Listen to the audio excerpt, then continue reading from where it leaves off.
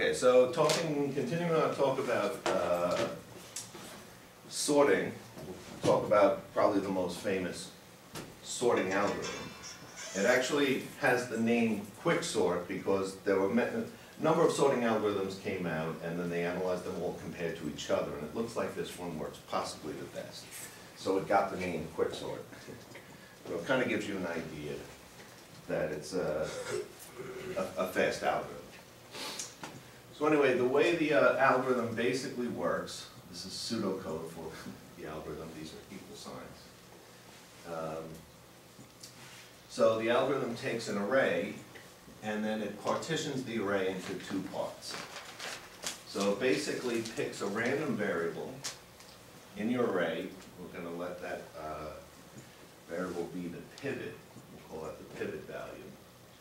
And we're basically going to go through both ends of the array, from one end to the other end of the array, with the indexes moving in as long as, and the idea is to have, at the end of each pass, we want to have the array in such a way that the original pivot value we picked is in its final spot, and all values to its left are less than it, and all values to its right are greater than or equal.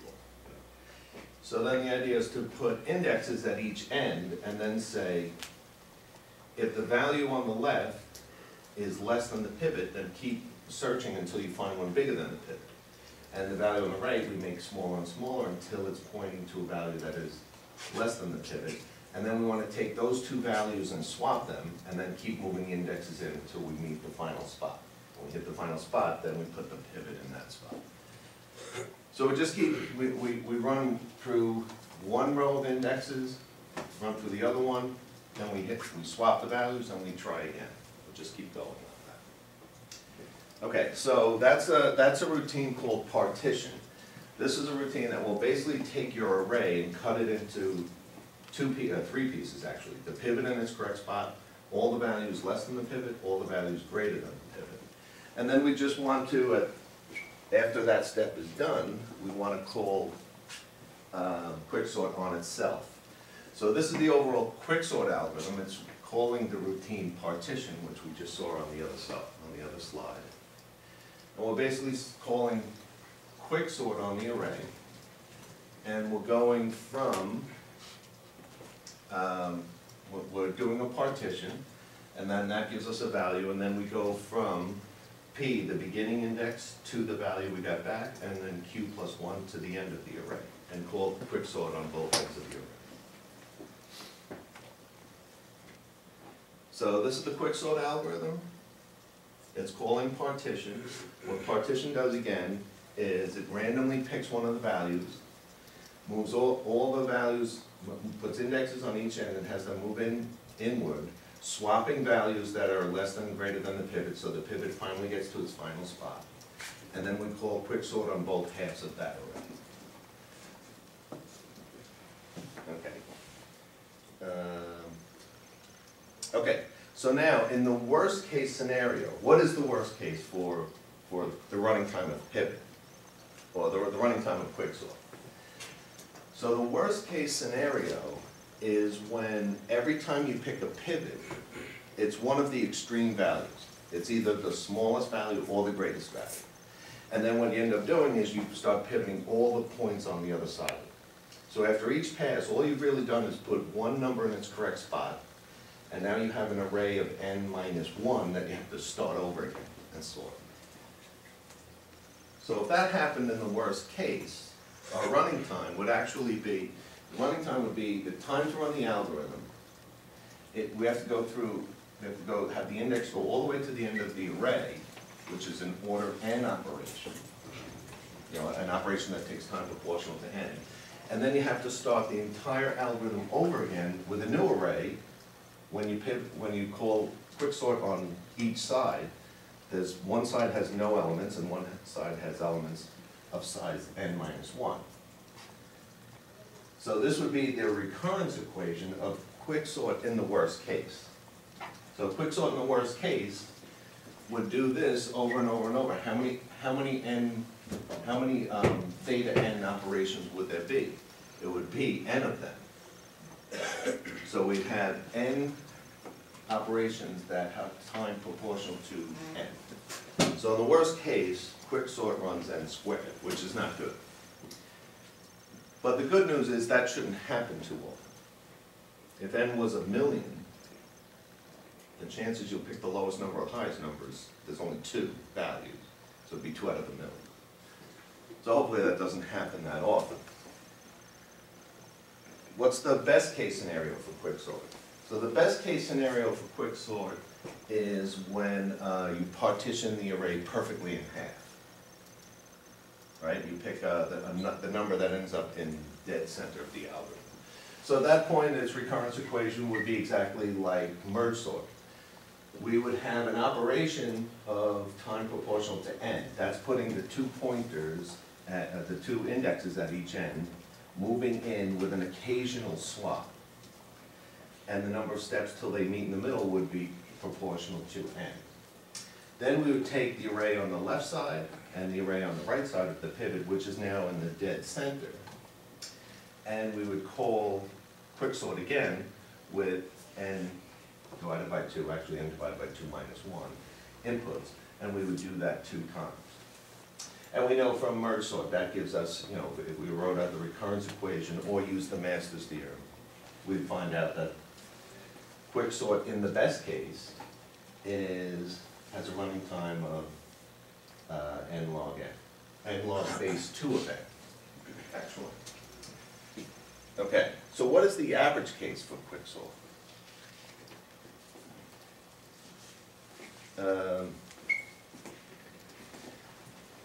Okay, so on the average case, what is happening on average in QuickSort?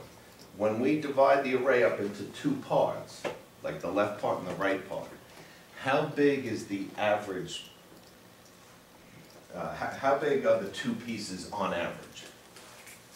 Does anyone have intuition? I think you said 1/3 and 2/3 split? Yeah. Would be on average? Okay, like where do you get that from? Or? Well, just because you're more likely to choose one that's either slightly more than half or slightly less than half. Right, so it's kind of a question, does anyone think on average? So in other words, let me phrase it this way. If you would, let's say if this was a question of a probability book, but if you took a piece of rope and cut it at a random point, how big would the smaller piece be? So you cut it into 2 pieces, the big piece and the smaller piece. Now on average, how big is the smaller piece? There'll always be one piece that's less than half the length of the original rope and another piece that's greater, right? Unless you happen to cut it at the dead center, but then you could say even though they're tied, you could pull one the smaller one and one the big one. So if you took a rope and cut it randomly, and then ask yourself, how big do you expect the smaller piece to be? What would that be? And you could kind of think of it as taking the rope and folding it in half and then cutting it at a random point, which would actually be randomly between this smaller part, which would end up being 1/4. So the expected size of it would be, you know, the sum of all the different sizes, you could put them in integers, and then you'd figure out that the size of the smaller partition would be 1/4 of the size of the original piece of rope or the original array in our case. And the other one would be on average 3/4 of the original size. So on average, when we split the array in half by picking a random partition, by splitting the array in half, not in half, by splitting the array into 2 random sized pieces, on average, they will be 1/4 the original size and the other one will be 3/4 the original size. So, a recurrence equation, it will be very difficult to put a recurrence equation together, but one thing I just wanted to go over was this. And this is the idea of log bases and big O notation. Suppose we had a function log base x of n. Can we make the statement that log base x of n, and even if there was a number in front of you, log base x of n is big O of log base y of n, for all combinations of x and y. So I really want to get away from this, the idea is basically this, and you can think of this from the point of view of merge sort. Remember, merge sort was, the running time was n log base 2 of n, right? Because we took the array, cut it in half, and then called itself. And the idea is, do we really need to say base 2?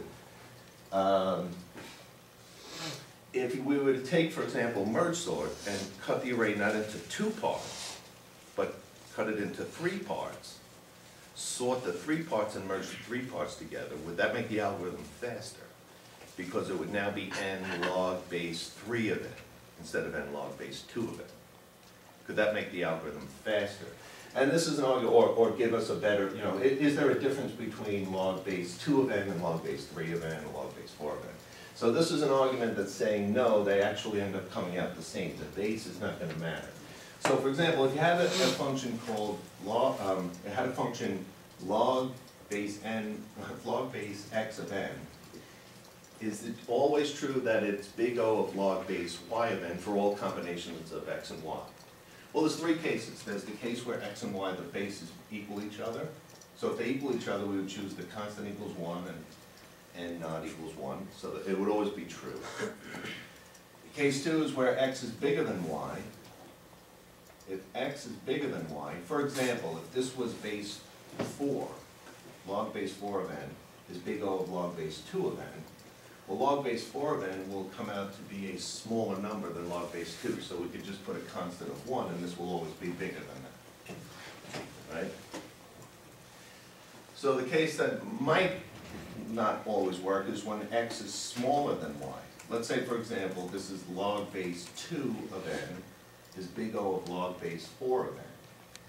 So for example, a number like 64, log base 2 of 64 is 2, 4, 8, 16, 32, 64, 6, right? And log base 4 of 64 is 3. So the question is, could we have a function that evaluates to 6 be considered big O of 3? But if we took our constant to be log base x of y, so this would be log base 2 of 4. If we took our constant to be 2 in that case, and put a 2 in front of here, then this function will always be bigger than this function. So the idea that this argument, this is like a side argument that basically says when you're giving running time, when you're giving big O notation, the base actually doesn't matter.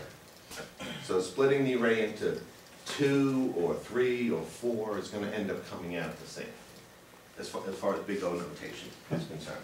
And as far as QuickSort is concerned, that's what's going to be happening with us.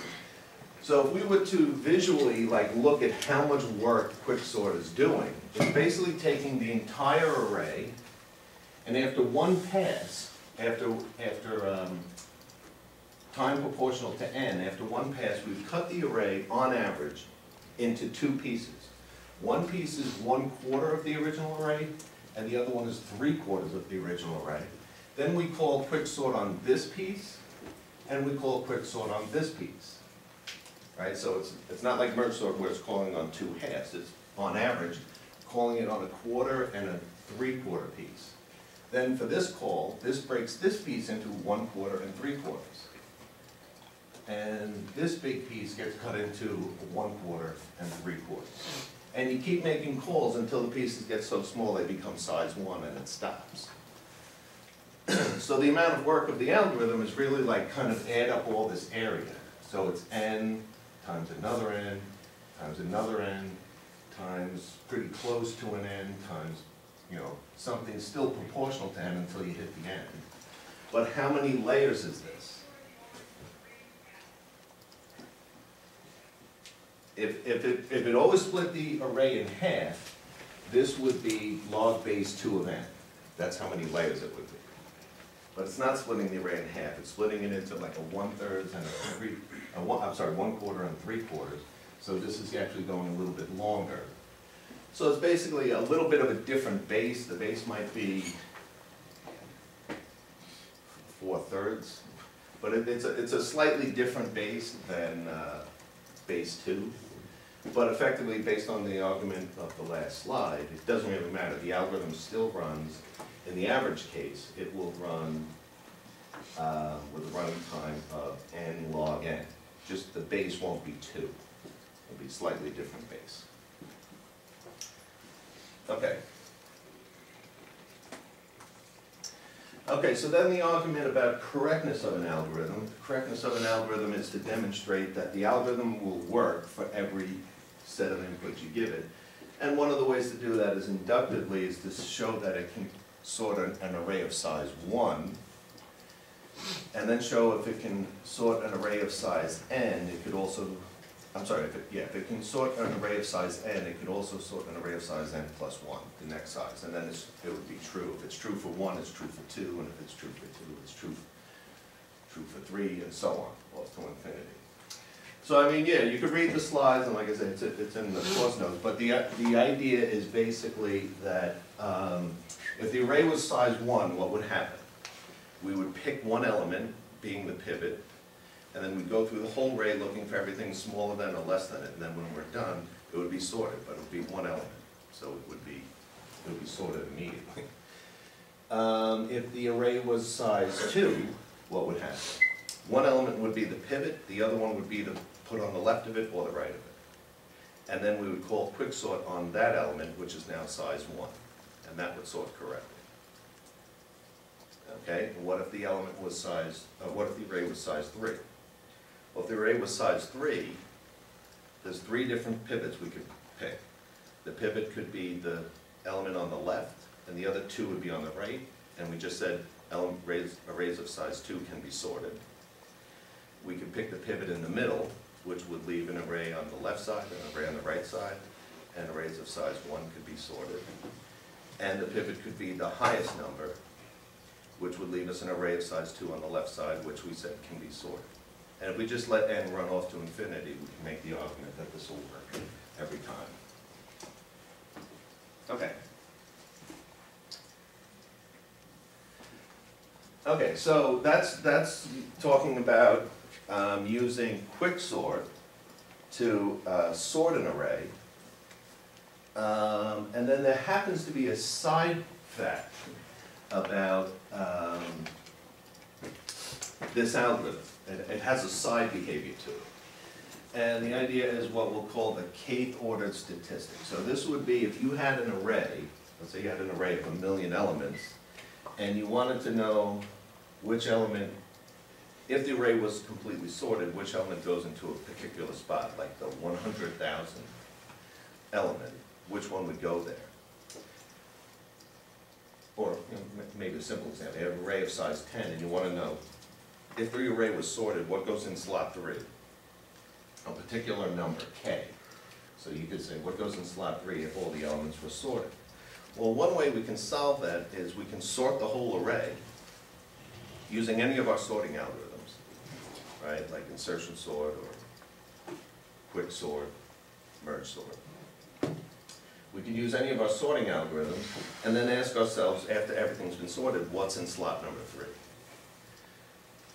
And of course that would run, the running time of that would be whatever the running time of your sorting algorithm is. If you pick merge sort, it would be n log n. If you pick quick sort, it would be n log n. If you pick insertion sort, it would be n squared. But then the idea is, could we use this algorithm to somehow get there faster, get to the answer faster? So the idea is, so the way our algorithm works for QuickSort is we pick a random number, which we call the pivot. We move indexes from each end, have them meet in the middle, and doing swaps. And what we end up doing is when we're done, after one pass, we have the pivot in its correct spot, all the elements less than it on one side, and all the elements greater than it on the other side. And now if we're interested in a particular location, we don't have to sort both halves of the array. We only need to sort the half that has the location we care about. So really, this is almost the same idea. It's the partition array, the partition routine from before, And then if you remember, with QuickSort, we would call, this is now, it's been renamed, it's not called QuickSort, it's now called random select. But it's basically the same algorithm. But instead of calling it twice, calling it once on the array from P up to Q, and on the array from Q plus 1 up to R, instead of doing that, we call it on one of the two, not on both of them. So really, the only difference is this if statement that we put in. Instead of calling it twice, we determine which one we're going to call it on.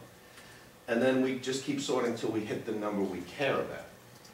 So does that make things go faster? Yeah, because we're actually at every step, instead of sorting both halves of both sides of the pivot, we're only sorting one side of the pivot.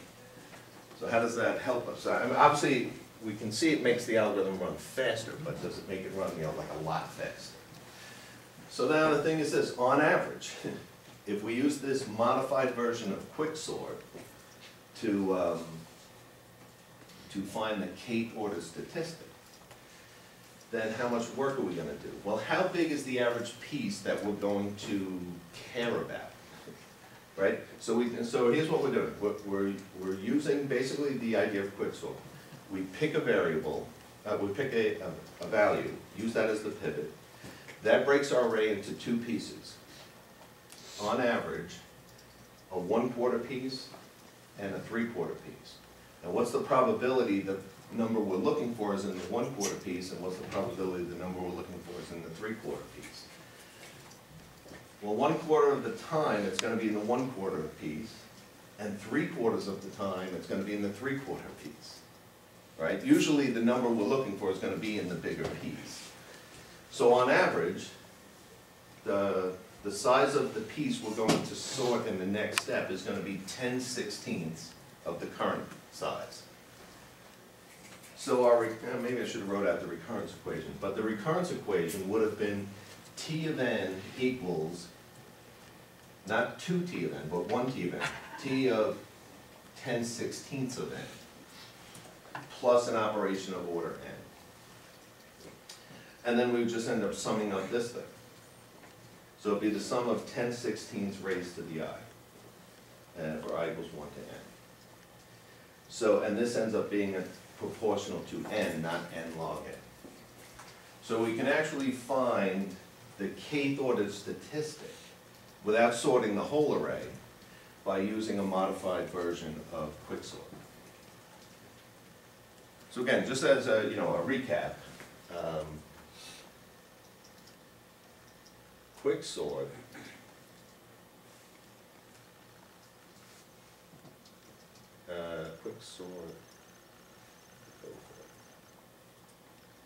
okay. QuickSort, we picked a partition and then sorted the left side and the right side. In picking the partition, one of the side effects of this partition is that everything on the left side of the pivot was smaller than the pivot, everything on the right side was greater than the pivot, and then we sort the left side and the right side. With the kth partition, we don't call it twice, we just call it on the half that we're interested in, and we ignore the other half. And by ignoring that other half, we're losing about 6/16 of the work of the algorithm, which actually wipes away the log n part of the average case was n log n for QuickSort, and it turned into constant time, not constant time, linear time, time proportional to n. Right. So the kth order statistic we only call the QuickSort piece one time, not two times.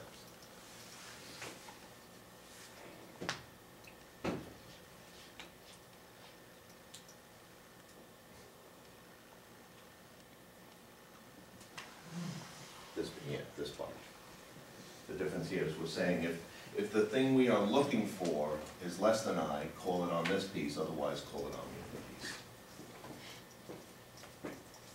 Okay, so any questions about QuickSort or the kth order statistics?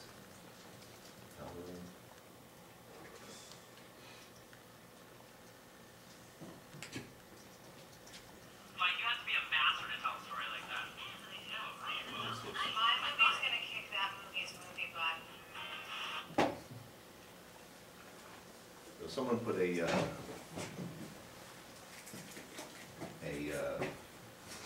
mechanical thing about QuickSort works, or QuickSort versus bubble sort.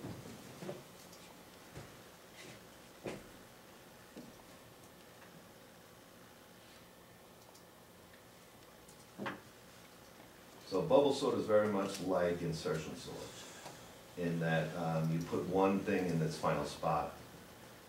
So it's basically putting, I guess it's putting the brightest color ball at the end. So basically, bubble sort is where you're pushing one thing to the end, and now you're looking at all of these and getting the next highest one into this spot. So that's a little bit like insertion sort. That's a different algorithm called bubble sort. This is an n squared algorithm. So I guess it rings a bell when it gets something in its final spot. Okay, so I guess they're assuming, and you get the idea. And then here's how QuickSort works. So it randomly picks something and then compares it to everything and tries to find the two things it wants to swap. So there it just did a swap. And then supposedly it should put its pivot in the correct spot. So this is in its correct spot. Now this needs to be sorted, and this needs to be sorted. So it picked a pivot, a random one, and it's moving everything to the left or the right of the pivot. So this was a pivot, this is in its correct final spot, this is in its correct final spot.